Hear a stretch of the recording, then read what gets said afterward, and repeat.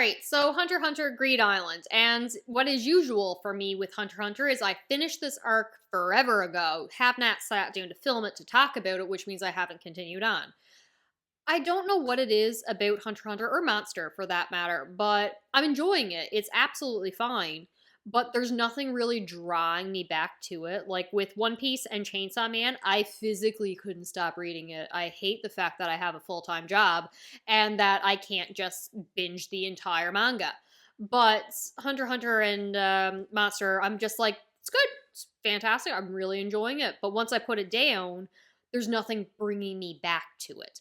Regardless, so I have like three main things that mostly issues that I have with Greed Island, and we're just going to talk about them up front. The first being, this is my least favorite arc so far, but okay, let's start with the magic system and how it applies to the world. So originally, we're thought that this is a video game that you go into. And that makes the most sense. Was I a little shocked that this was reminding me of that Yu-Gi-Oh season where they literally, their bodies are outside, their minds transported into the virtual world? Yeah, was not expecting that to be how this was going to play out. I was not expecting a card game. But it turns out that we're not in a video game. It's revealed later that it's actually a teleporter to transport us to an island, which means everything that's happening is happening in this world and therefore should be under the confines of the magic system of this universe. So the fact that we have, I'm assuming Nen creating these cards and everything that can happen in this world and environment just elevates what is possible in this world. So at one point, whether it be Nen or technology or a combination of both, I'm assuming it's a combination of both. At one point in time, Killua goes like, you say book, your book appears as a bunch of card slots that you can put the cards in from the Greed Island world. But then later he leaves, he says book again, the book doesn't appear, therefore we are outside the world, everything is confined to this island. Like, why doesn't the magic system apply to the outside world? Okay, just doesn't. Nen ability confines it to the location of this barrier. Except, if you beat the game, you can bring things outside the world. So, like, the healing card would work if you brought it to the real world. Like, okay, well, it's only certain cards that can work. Because they say you can pick 3 of these specific cards of this type if you beat the game and bring it out. Except no, because Gon turns one of the cards to look like something else, which means any of the cards can work in the quote-unquote real world off the island. So it's not just a constraint of the island, because they do work outside the world. Unless Geen had known that Gon was going to choose this card, purposefully made that one specific, or those 2 specifically, able to work on the outside world, along with the other ones that were up for grabs as a prize. But none of the other ones would have worked. He just knew his son would pick these 2 and made it so those also work, but didn't tell him. He had to think of it himself for them to be picked. I don't understand, or I don't like how we have new things going on the island that don't apply to the real world. Most of my issues come from just saying book, because why is that the thing that works on Greed Islands but not virtual or our world? I don't like the idea of the island taking place in our world, because you can go as crazy as you want if it was a virtual world, because nothing would really impact our world. Except it's nice that we have an impact on our world and an expansion of how the magic of this world can be used. But I don't feel like it fits consistently, and I don't like it. I don't like it. All right, issue number 2. Gon's priorities, just in general. Like, when he arrives to Greed Island, and he's flat out told by his father, hey, if you're looking for me, you're finding no clues here. This is not what you want. You're getting nothing from me. I just want to show off how cool this game is that me and my friends made. Like, I had to change one of my friends' spelling of the name to make it work, because I'm selfish and I already chose Greed Island, so that's just what I did, whether he likes it or not. Also, I may or may not have trapped some friends here, regardless. But check out this cool world we made and play through it. And Gon's just like, yeah, that's cool. Let me just tell Killua that he just wants me to enjoy this game, take nothing but the insult of not being here and all this and don't care about you. And then at one point, Killua is like marked by one of the other players, and they don't know anything about the rules yet. They don't know how dangerous this could be. They find another group's like, we can remove that mark from you. And Gon's just like, no, you guys were insulting my dad's game, so I don't want your help. Sorry, Killua, I guess that means that, like, I realize this is selfish of me, but I can't join them. You're obviously coming with me. You've already said that. So, like, I'm putting you at risk because they insulted my father's game, even though I have no reason to be loyal to my father. And Killua, darling angel, is just like, yeah, it's cool. It's fine by me. You said we're not joining those group. I'm going with you. Let's go. We'll deal with the mark later. I'm like, okay, that one I can put aside because, you know what? Let's not trust these strangers anyway. But then you get everything with the dodgeball. Killua is literally destroying his hands. They're mangled. He's in pain, my sweet darling angel. And to hold the dodgeball for Gon to hit it like a cannon, unprotected cannon. And Gon is fine with hurting his friends. And this would be fine if there was genuine stakes. If there was a goal that needed to be reached and you are willing to sacrifice and hurt your friend to reach this goal, then it is what it is. It hurts that you have to make this choice, but he doesn't. There's someone else who's there like, I can hold it. I promise you, I can hold it for you. And he's like, no, I only trust Killua. I can only put my full effort into this because I know he's the one holding it. I only trust him to do that. Fine. That is fine. That's perfectly reasonable. Especially if you're in a life or death situation, you need to do that. They're not in a life or death situation. They can leave anytime they want. They can get off this island. We'll get to that in a second. There was another example. Oh, right. So they need to win the dodgeball game. Gon refuses to dodge because he's like, no, that's not a good enough role. I can easily step out of the way right here and we will win, but that's not a perfect victory. I've already sacrificed Killua's hands to win this game, but I gotta win it my way. I gotta win it perfectly. Nothing else is even remotely doable or acceptable. The only reason he doesn't die taking the hit from the dodgeball, because he can't catch it, but he refuses to dodge, is because he passes out. And I think there were other times where it's just like, hey, we can get a point if we do it this way, or if we do it this way, whatever, we'll win. No, he won't do it. He will let his friend probably die if it meant a perfect victory. And on the one hand, I hate that because, God almighty, what's wrong with your character? But on the other hand, I love that because, like, selfish, narrow-minded, focused on my goal, going to ignore the consequences of everything else, even though, yes, you are my friend and I love you, I will sacrifice you. I will hurt you the way your family was hurting and using you if it's for the benefit of my goals. My goals are more important, and what I want is what I'm going to be focused on. Oh, the selfish little jerk, and I love it. Interesting for a character. Hate that kind of thought process as a person. Killua deserves better.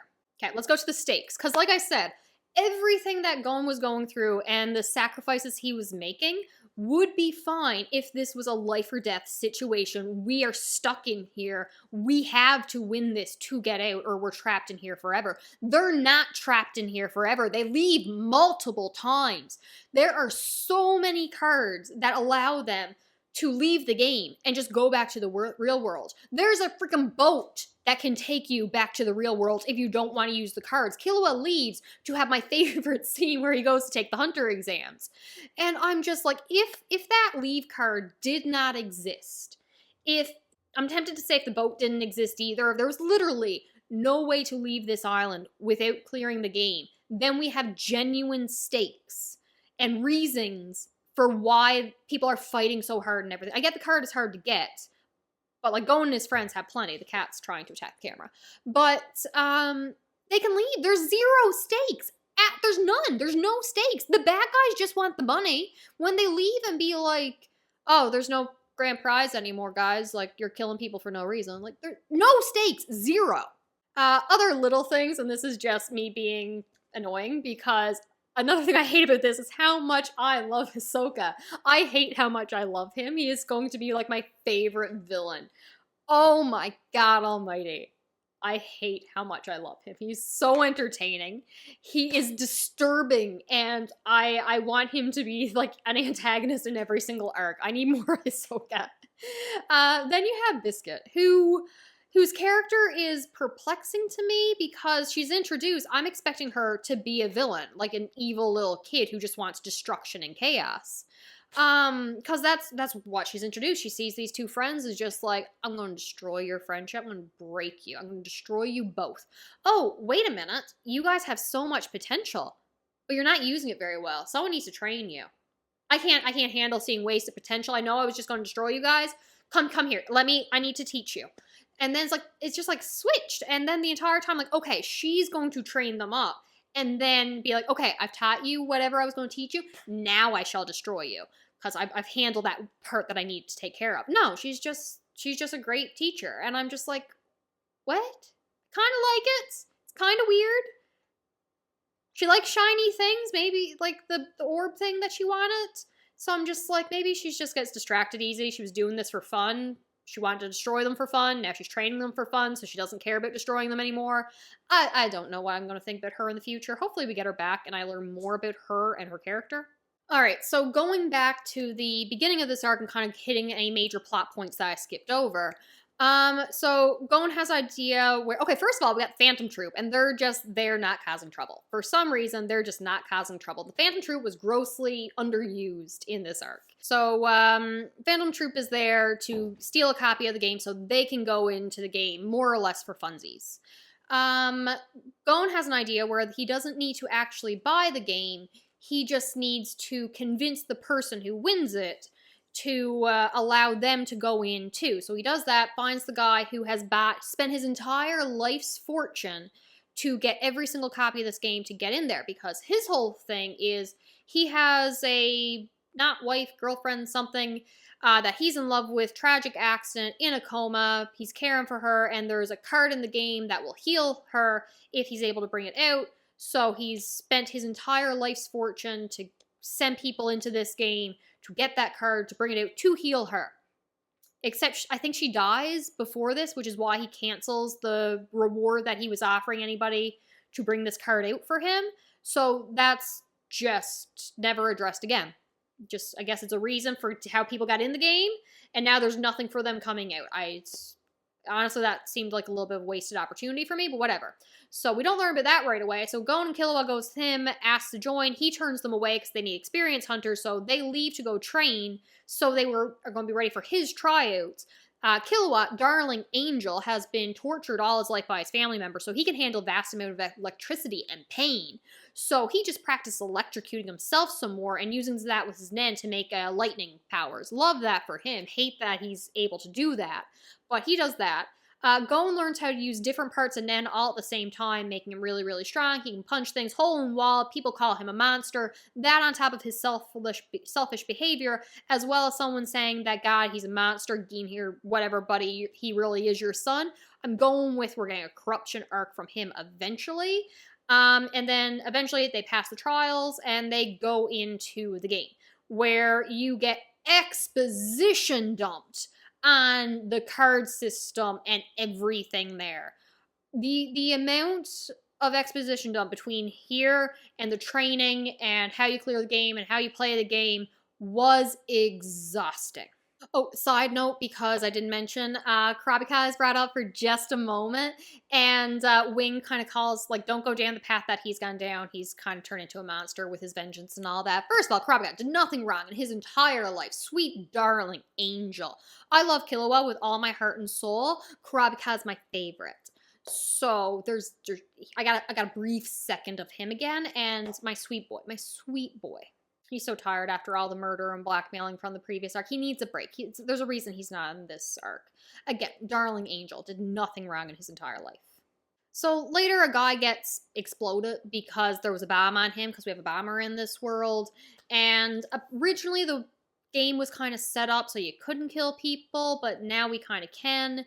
And the fact that Gon's father has created a game that encourages or led to murder, but it was supposed to be to make you stronger and develop your skills as a hunter.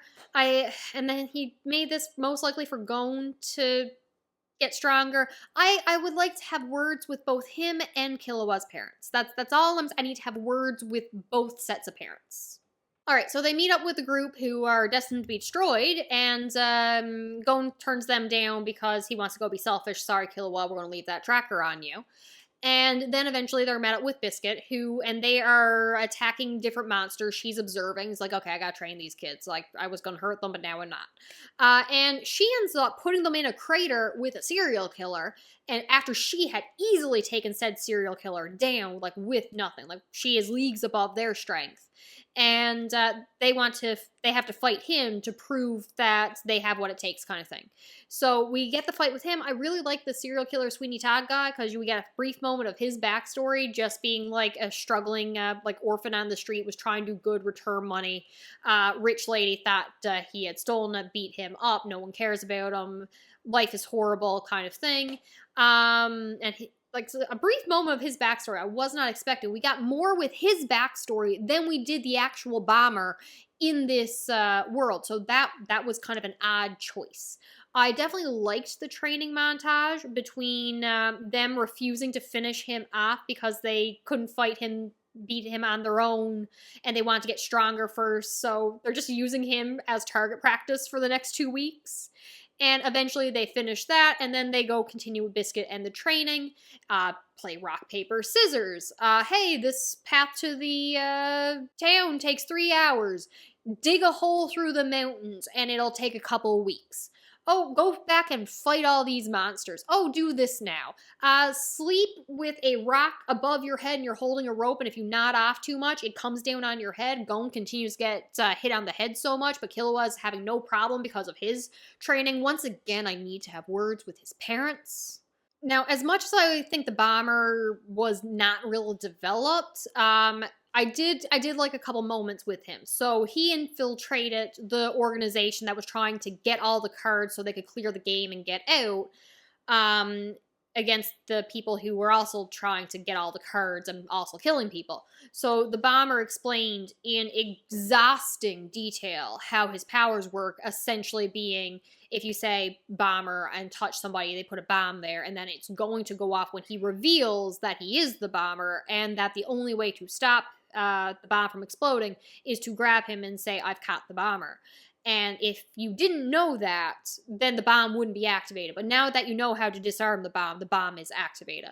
And he says, if you give me all of your cards, then I will deactivate the bomb. So they do. They give him all the cards, which happens, and him and his 2 other bombers are just like, cool, thanks, see ya. Everybody explodes, everybody dies. It was tragic, it was unexpected. I really appreciated that.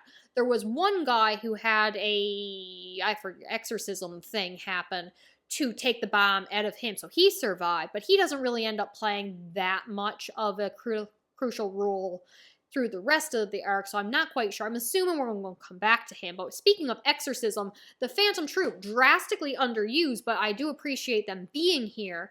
We have them coming because Crollo is supposedly here, but it's not. It's Hisoka. Hisoka's looking for the exorcism guy to be able to remove the thing that Kurapika, Darling Angel, did nothing wrong his entire life, had put on Crollo, whatever his name, however you pronounce his name, to remove that so he can fight, and Hisoka's helping because he wants to have a good fight, so hence he's gone into the game, put himself as Crollo's name, so the other Phantom Troop will hunt him down, and anyone else looking for him will hunt him down. But really, he's looking for the exorcism guy to make a deal and pay him to remove that constraint so he can have a fight to the death, which suits his character just fine. But when he's not doing that, he is absolutely fine with being naked in a pond.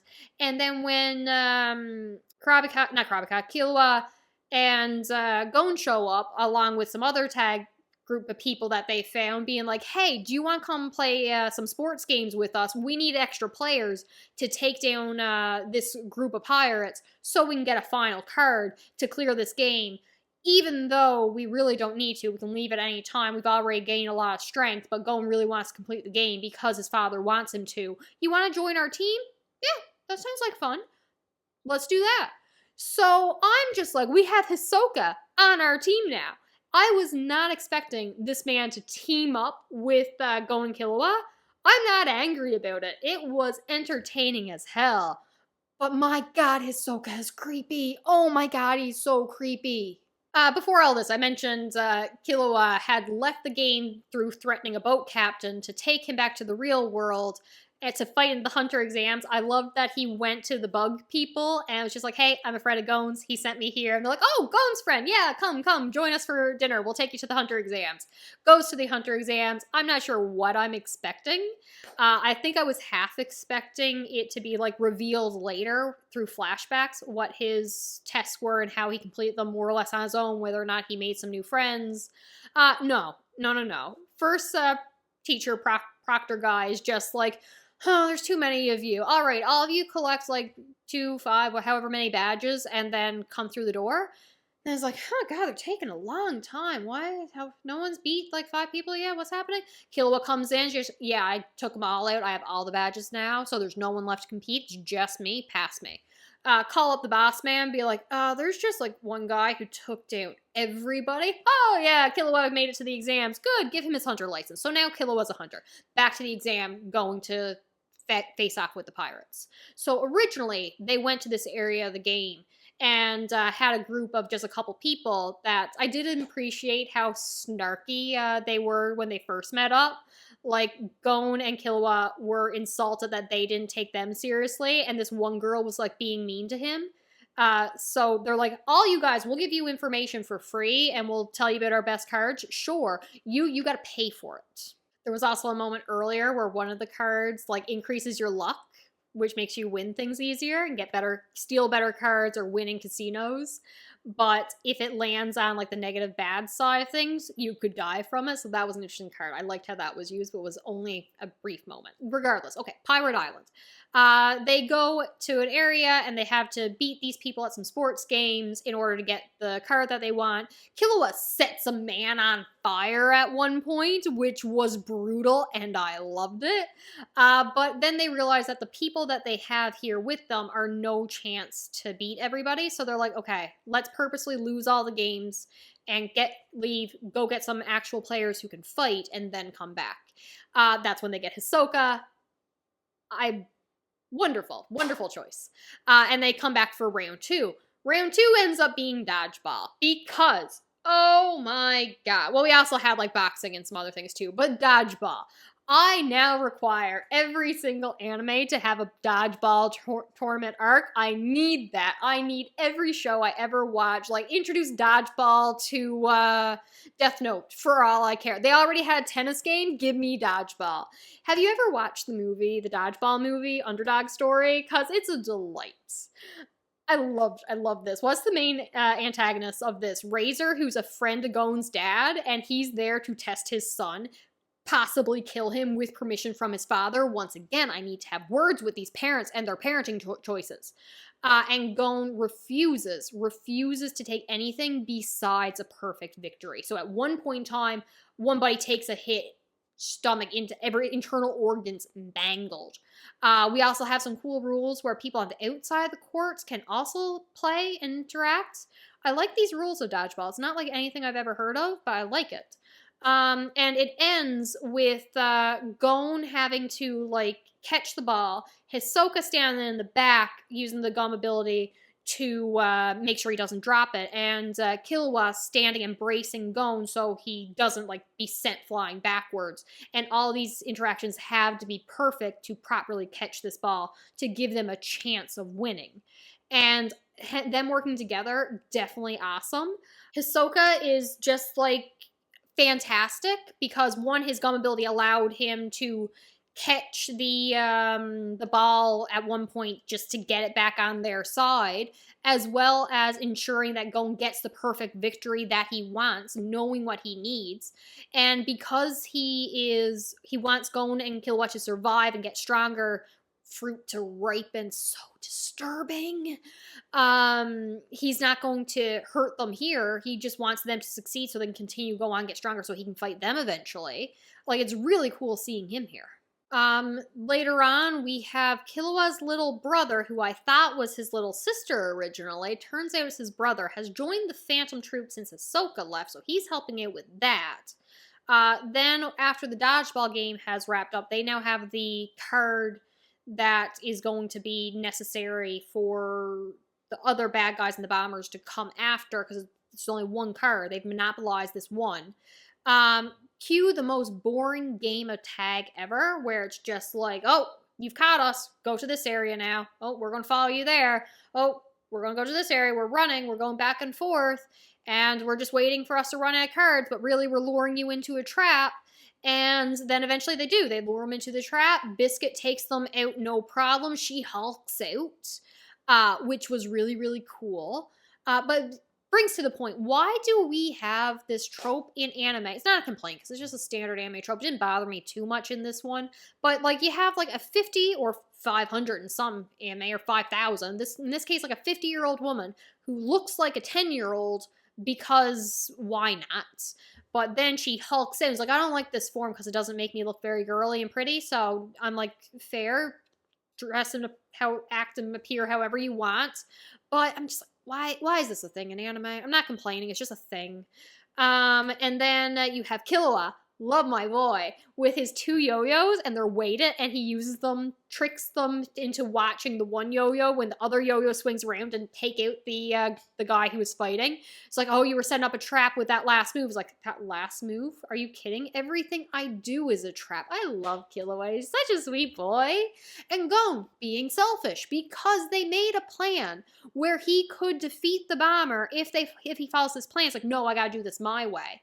He sacrifices an arm through like protecting certain areas, sacrificing other ones to take an explosion. And so many people getting hurt, especially like Killua's hands. I expected that to be a long-lasting consequence because he is sacrificing his hands for Gon's selfishness. I expected that to play a role in the future, for that to continue to harm and struggle with that going forward. But as soon as Gon lost his full arm hand, I'm just like, it's all going to be gang reversed. I know it has to. So they end up defeating the bombers, traps them with the stone coming down, and it ends there. And then like, okay, we have all these healing cards, let's use them all, but first let's use it on these bombers. Oh, we're not going to have enough to heal Killua unless we do this. Oh, fine, I'll give you my healing card so you can heal Killua and Gon as well as the bomber. Because other guy didn't want to heal the bomber because he was a bad guy who killed a bunch of his friends. But Killua is just like, I killed more people than him. Reminding us that we're not following technically good people, even though Killua, darling angel, did nothing wrong in his entire life.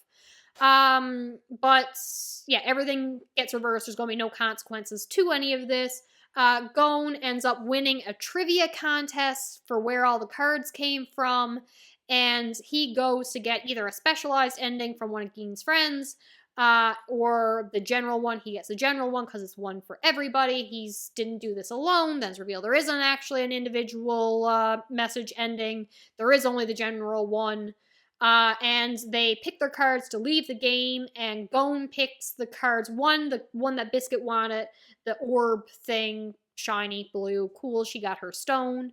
And then he uses the amulet that can hide images of things to turn the transporter card back to look like one of the cards he's allowed to take. So he takes that one out of the game instead, which he can then use to transport him and Killua to his father, because it turns out the first name in the book of contacts that he had for the game is actually not the first person he's seen, so he assumed that Gon's father had brought him there as a baby, and they can use that name to transport him there. So him and Killua, because he has to introduce Killua as his best friend to his father, go there. We're now in a creepy looking swamp, and there's a man fishing by a tree, and that's where that episode ends. So I figured it'd be a good time to stop, and now I'm going to continue on. But like, parts I loved. There were really cool moments. I liked the training arc. I liked the development with Gon and Killua's friendship, Gon's selfishness. Are we getting a corruption arc? There were many things I enjoyed. Moments. I liked the bomber, even though we didn't develop him. I liked our guy with the knives, Sweeney Todd kind of villain from the beginning. But there was I loved the dodgeball. I loved dodgeball. But then there are just so many moments that I'm like, exposition dump. What is the purpose of this? What are the stakes? Why are the Phantom Troop here? Okay, they're kind of explained, but they're not used enough. It's the stakes. There were zero stakes. If the leave card did not exist, if they were literally trapped on this island with no way off, then I would have liked this so much more. That is the main issue I have. That because they can leave at any time, and don't give me it's a hard card to get, difficult to get. They had no problem getting it. They had no problem finding a boat for Killua to get off the island with. If they were actually trapped in this game / island, I would probably have zero complaints because the stakes would make sense. But they can, so I have no stakes. No reason for them to be acting as life or death situations as they are. So that is my main issue with this arc. I can even get past the exposition dumps. But I have been told that the next arc going through is like a lot of people's favorite, so I'm excited to see where it goes from here. Hopefully I'll remember to film my thoughts as soon as I finish it and not like a month later. All right. Talk to you later. Bye.